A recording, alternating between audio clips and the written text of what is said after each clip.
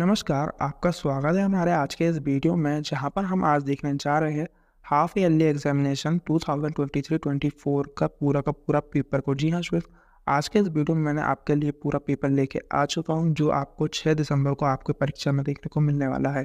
तो स्टूडेंट 6 दिसंबर में आपके अंग्रेजी के पेपर का पूरा पेपर मैं आज इस वीडियो में आपको बताऊँगा।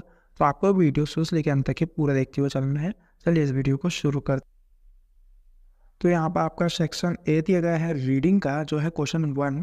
Read the following passage carefully and answer the question given below. तो यहाँ पर आपको पैसेज दिए गए कुछ इस प्रकार, इसे आपको अच्छे से रीड करके इसके आंसर्स देना। तो मैं पहले पूरा पैसेज अच्छे से पढ़ के आपको बताता हूँ, फिर यहाँ पर जैसे कि आप देख पा रहे हैं यहाँ पर जितने भी क्वेश्चन दिए गए हैं हम इनके आंसर्स देखेंगे। तो चलिए इस पैसेज को पढ़ते और समझते हैं। There are three main groups of oils: animal, vegetable and minerals। तो जो यहाँ पर है 3 मेन ग्रुप है ऑयल का। पहला है एनिमल यानी कि जानवर, दूसरा होगा वेजिटेबल यानी कि सब्जियाँ, तीसरा हो जाएगा मिनरल्स यानी कि खाद्य पदार्थ। Great quantities of animal oil come from Wales.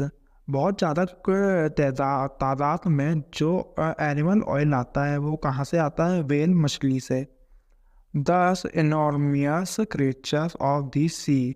वह एक एनॉर्मियस क्रीचर है सी का यानी कि समुद्र का।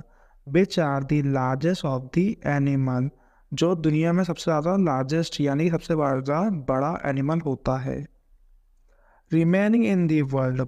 पूरे दुनिया में। To protect the whales from the cold of the Arctic seas. वो क्या करते हैं अपने आप को बचाने के लिए, वेल से कोल्ड से बचाने के लिए, आर्टिक सी के कोल्ड से बचाने के लिए nature has provide them with a thick covering of fat. उनका जो नेचर प्राकृतिक ही उन्हें क्या मिला गया है? एक थिक कवरिंग यानी कि बहुत ज़्यादा मोटी कवरिंग मिल गई है किसकी? फैट की। कोल्ड ब्लाबर, जिसको आम भाषा में ब्लबर बोला जाता है।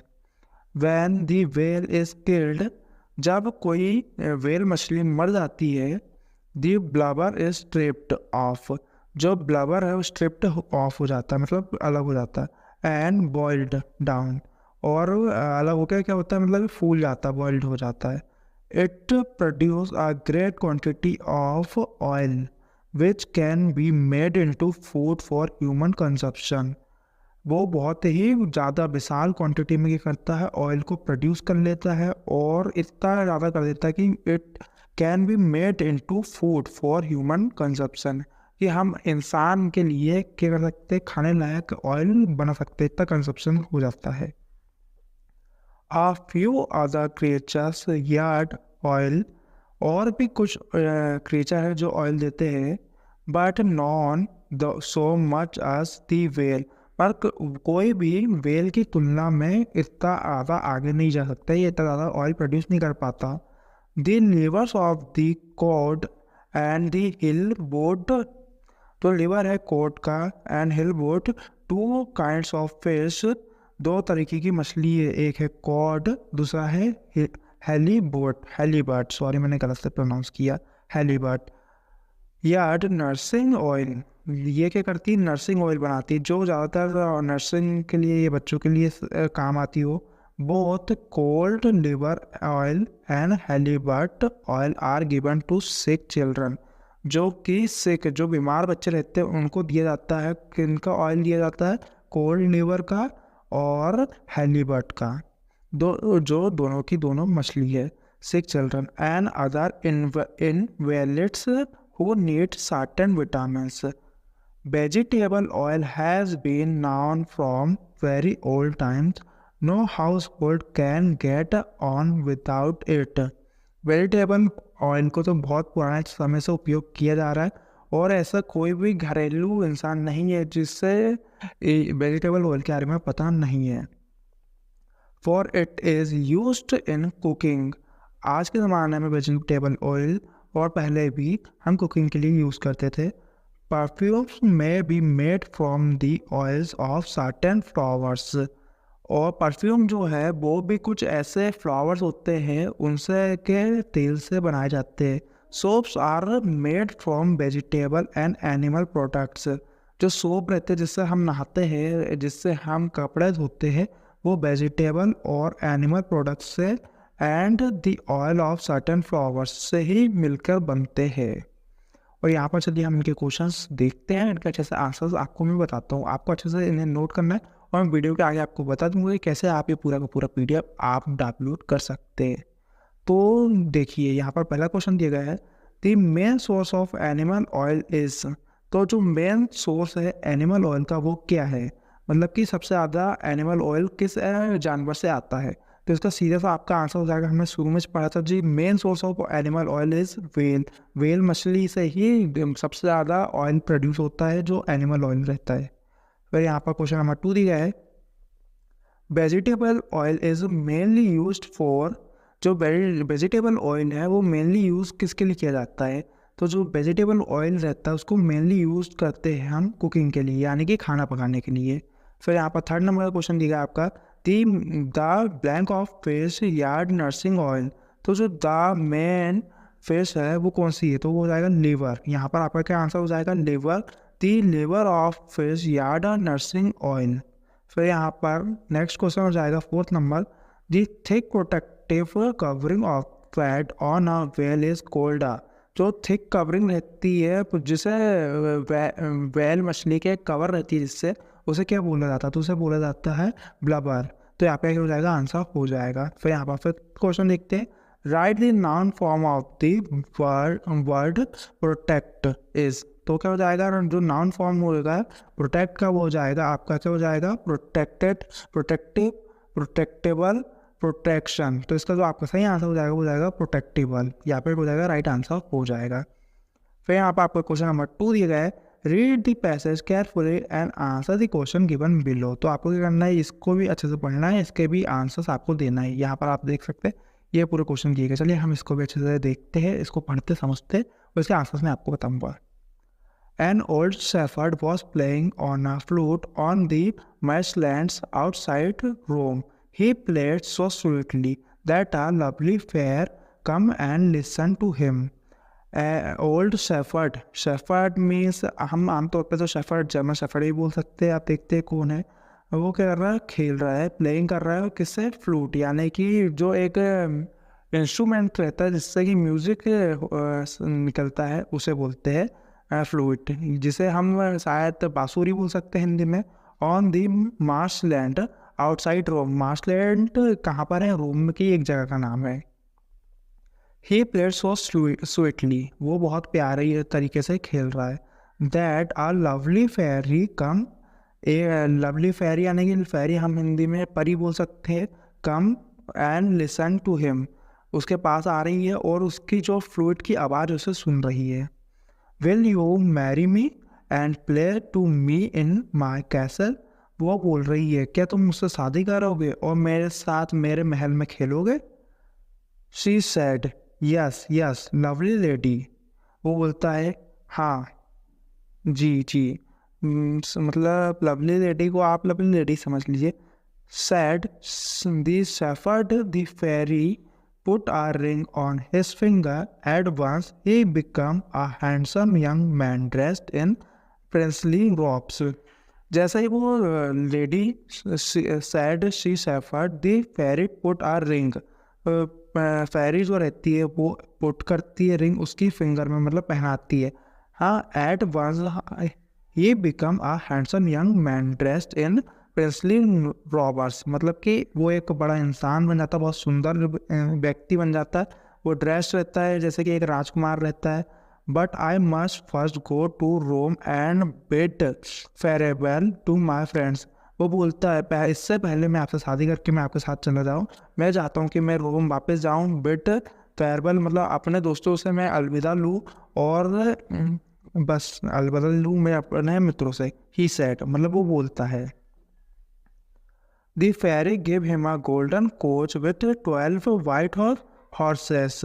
वो उसे एक रथ देती है जिसे हम कोच बोलेंगे और उसके साथ क्या रहते हैं 12 यानी कि 12 घोड़े रहते हैं। As he rode in state to Rome, जिससे वो क्या जा सके अपने स्टेट जा सके रोम, स्टेट यानी राज्य।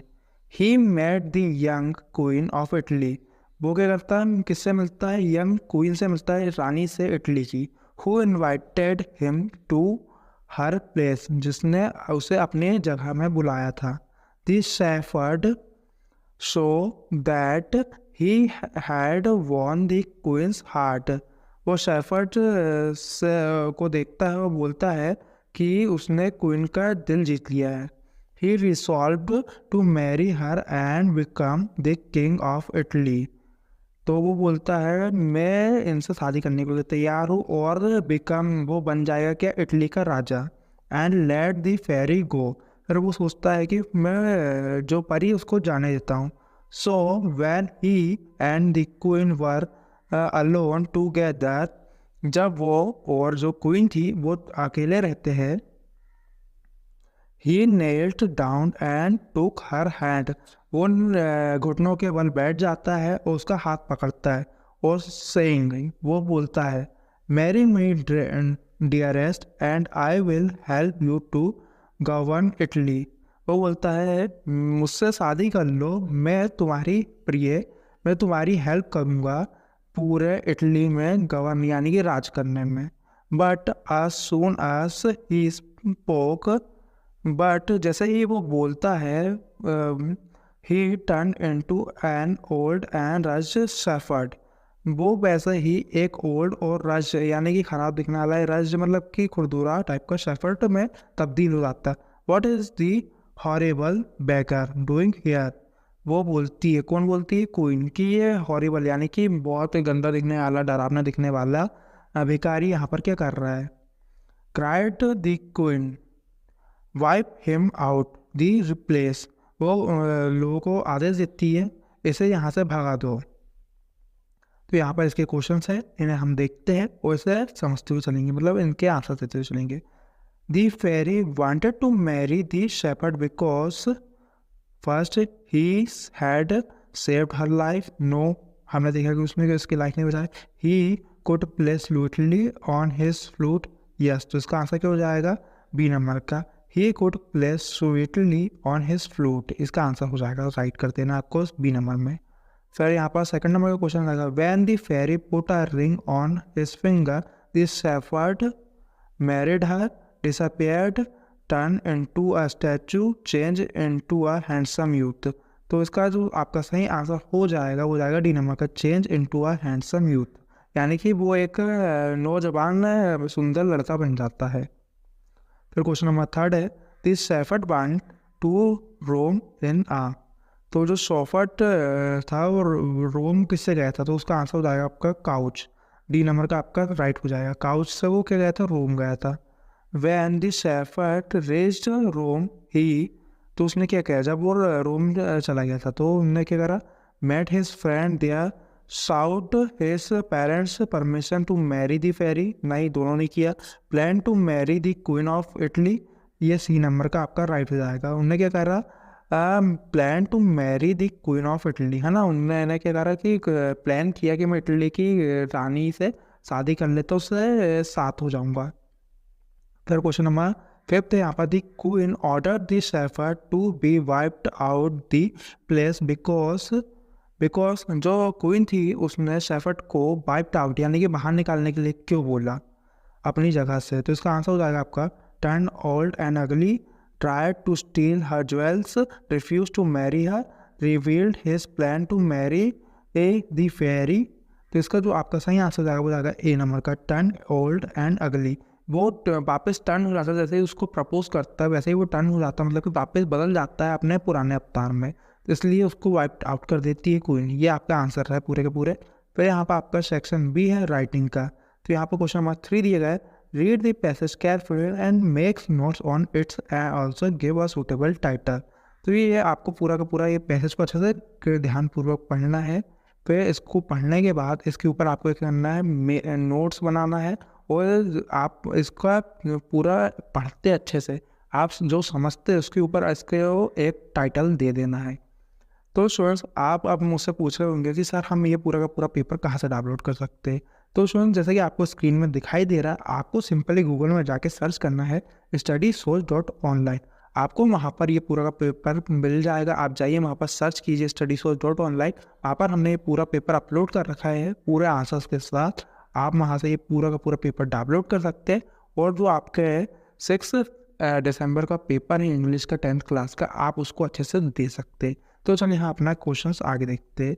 तो यहाँ पर देखिए आपका क्वेश्चन नंबर 4 दिया गया है, you are Shivam Khurana studying in government higher secondary school Ashok Nagar, right and appreciate to your principal. तो स्टूडेंट्स ये जितने भी आंसर्स हैं मैं आपको इसके सेकंड पार्ट में दूंगा। मैं अभी आपको ये क्वेश्चन बता दे रहा हूँ, आप मुझे कमेंट करके बताइए कि आपको कितनी जल्दी ये पूरे के आंसर्स चाहिए। और आपको मैंने जैसे कि बता चुका हूँ हमारी वेबसाइट में इनके आंसर्स मिल जाएंगे। अगर आपको अभी बहुत जल्दी है, अभी से आप तैयारी कर रहे हैं, तो हमारी वेबसाइट में जाके आप ये पूरे आंसर्स वहाँ पर देख सकते हैं। फिर इसी के और में आ जाएगा, write a letter to your friend inviting him to spend summer vacation with you. तो आपके दोस्त को आपको करना है एक लेटर लिखना है जिसमें आप उसको इनवाइट कर रहे हैं कि जितना भी समर का वेकेशन है उसके साथ वो क्या कर सकते हैं, स्पेंड करे। फिर यहाँ पर क्वेश्चन नंबर 5 दिया है, राइट एन ऐसे on any one of the topics in about 150 words. आपको किसी एक विषय में टॉपिक में ऐसे लिखना है, निबंध लिखना है 150 वर्ड्स में। तो इसका आपका यहाँ पर निबंध है हो जाएंगे, टेररिज्म हो सकता है, दी पॉल्यूशन प्रॉब्लम हो सकता है कि प्रदूषण की जो दिक्कतें हैं, योर आइडल पर्सन, जो आपका आइडल पर्सन है जिसको देख के आप चाहते हैं कि मैं भी ऐसा बनूं, उसके ऊपर आप लिख सकते हैं।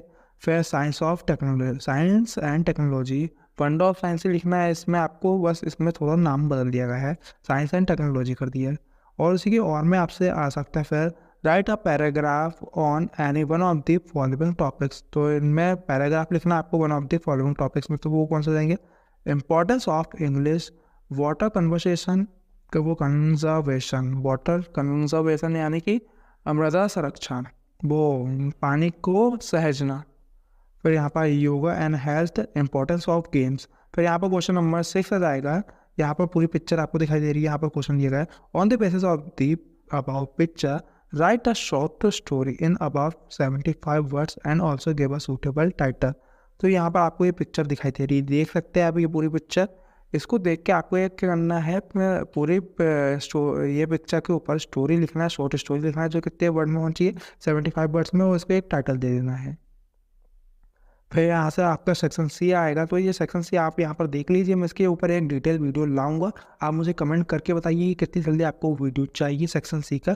मैं इसके ऊपर एक डिटेल वीडियो लाऊंगा जिसमें आपको पूरे ग्रामर अच्छे से सॉल्व करके बताऊंगा। तो यहाँ पर देख सकते हैं क्वेश्चन नंबर 7 दिया गया है, fill in the blank, choose the correct alternative given in the brackets. तो यहाँ पर आपको ये पढ़ना है, इनको देख के पूरे क्या करना है, जैसे कि work hard blank you will fail, है ना। तो ये पूरा का पूरा क्या करना है, आपको सही चूज़ करके इसमें आपको फिल करके अपना आंसर देना है। यू वर्क हार्ड बट ऐसा, है ना, और यू विल फेल, इसमें से आपको राइट चूज़ करना है। तो कैसे करना है, क्या करना है, उसके लिए मैं आपके लिए एक डिटेल वीडियो लाऊंगा, तो मुझे कमेंट करके आप बता सकते हैं। फिर यहाँ पर क्वेश्चन नंबर 8 दिए गए, डू अस डायरेक्ट, एनी 5 करना है आपको, ये देख सकते हैं आप, एनी 5 कर सकते हैं आप, डू अस डायरेक्ट। फिर यहाँ पर सेक्शन डी आ जाएगा आपका लिटरेचर का। तो यहाँ पर क्वेश्चन नंबर 1 दिया गया, आंसर द फॉलोइंग क्वेश्चंस। ये आंसर देख सकते हैं आप पूरा, ये पूरा आपका दिया गया है। इनका भी मैं अच्छे से स्पेशली वीडियो लाऊंगा। सो मैं आपको अभी जल्दी जल्दी फार कर दे रहा हूँ, आप चाहे तो इसका स्क्रीनशॉट भी ले सकते हैं। फिर यहाँ पर क्वेश्चन नंबर 10 दिया गया है, read the following extract from the poem and answer the question given below. What is the boy now who has lost his boy, what he to do, I saw it go merrily bouncing down and down the street and then merrily over there it is in the water। ये आपके question दिए गए हैं, from which poem the about lines have been taken. तो ऐसी कौन सी poem थी जिससे ये जो लाइन है वो ली गई है। तो ये हो जाएगा आपका आंसर हो जाएगा दी बॉल पोएम। फिर यहाँ पर क्वेश्चन नंबर 2 गया है, which of the following words is similar to the word merrily, sadly, happily, cleverly, superiorly। तो इसका आंसर हो जाएगा आपका cleverly, वो happily हो जाएगा, सॉरी happily। फिर यहाँ पर आपका थर्ड क्वेश्चन आ जाएगा, where did the ball go। तो जो बॉल थी वो कहाँ पर गई, तो over the water। यहाँ पर आपका आंसर जाएगा स्ट्रीट में गई, जहाँ जहाँ वो बॉल गई तो वहाँ का आपका आंसर बताना। Mainly over there is in the water, water में गई आमतौर में। तो यहाँ से क्वेश्चन नंबर आपके 10 चले जाएंगे। क्वेश्चन नंबर 10 का बी है, read the following extract from the prose and answer the question given below. तो ये आप देख सकते हैं पूरा एक प्रोज दिया गया है, इसको मैं आपको सेकंड पार्ट में अच्छे से बता दूंगा, तो आपको अच्छे से इसे देख लेना है। फिर ये पूरे देख सकते हैं आप। क्वेश्चन नंबर 11 है, answer the following question in about 30 words, any 6 करना है आपको। क्वेश्चन नंबर 12 दिया गया, answer the following question about 30 words, ये देख सकते हैं आप। फिर क्वेश्चन नंबर 30 दिया गया, आंसर द फॉलोइंग वर्ड्स, इसको भी 30 वर्ड्स में करना है, एनी 2 करना है, इसको भी एनी 2 करना है। ये पूरा आप अच्छे से देख सकते हैं, यहाँ पर आपको पूरा दिया गया है। इन सब के आंसर्स में डिटेल में इनके सेपरेट वीडियो में लाऊंगा, मैं आपको जल्दी जल्दी अभी फार कर दे रहा हूँ। तो यहीं तक कि आज का हमारा इंग्लिश का वीडियो है। मैं उम्मीद करता हूँ कि आपको ये पूरा वीडियो पसंद आया हो। चलिए मैं मिलता हूँ आपसे